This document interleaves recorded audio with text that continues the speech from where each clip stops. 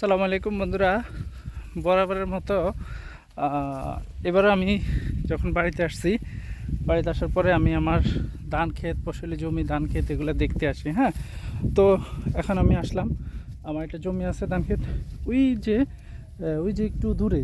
হ্যাঁ, আমি কেবলমাত্র ধানের জমিতে নামছি।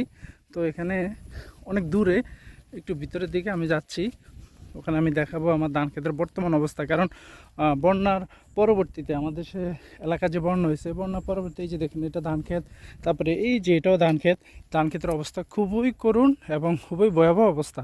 তেমন কোনো ধান হয় নাই কারো, তারপরেও যেটুক হয়েছে, আল্লাহ যেটুক দিয়েছে, যা দিছে, এর পরিপ্রেক্ষিতে আমরা দেখি এই যে এই ক্ষেতটা কিন্তু একবারে নিঃস্ব হয়ে গেছে এই ক্ষেতটা।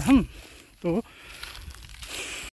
বর্তমান পরিস্থিতিতে এই যে খেতে ধান একবারই মানে হয় না, পুরো অবস্থা খারাপ। তারপরে আমি আসছি একজন কৃষকের সাথে কথা বলবো, উনি আমার কাকা হয় বাড়ির। কৃষকের সাথে কথা বলবো, দেখি উনি কি করেন কাকা? ঘাস কাটেন কেন? কি জন্য?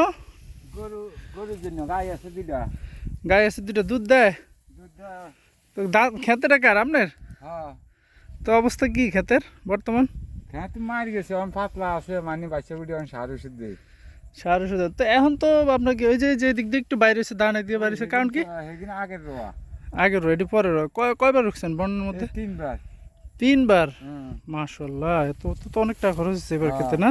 হ্যাঁ, ও এই ধান না, এই যে মানে ধান ক্ষেতের ভিতরে ঘাস এগুলা? হ্যাঁ, ঘাস এগুলা তো কিরকম ছিল? এগুলো একটু এই সাইডে, এই সাইডে বন আছিল, এদিকে এই সাইডে বাচ্চা সার ওষুধ দিয়ে দিছি। ও, এই সাইডে একটু পাতলা আছে, মানে এই সাইডে বাসি আবার সারটা দিবেন কেন? হ্যাঁ, সার ওষুধ দিয়ে আচ্ছা, ঘন্টা। ঠিক আছে।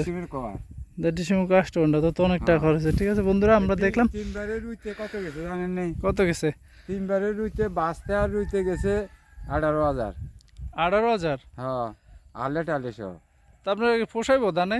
না হসলে অঙ্ক করতে হবে, বাড়ির কাছে তো সরকার তো আঙুরে কিছু দেয় না। তাই সরকারের তো নাই, দিব কে?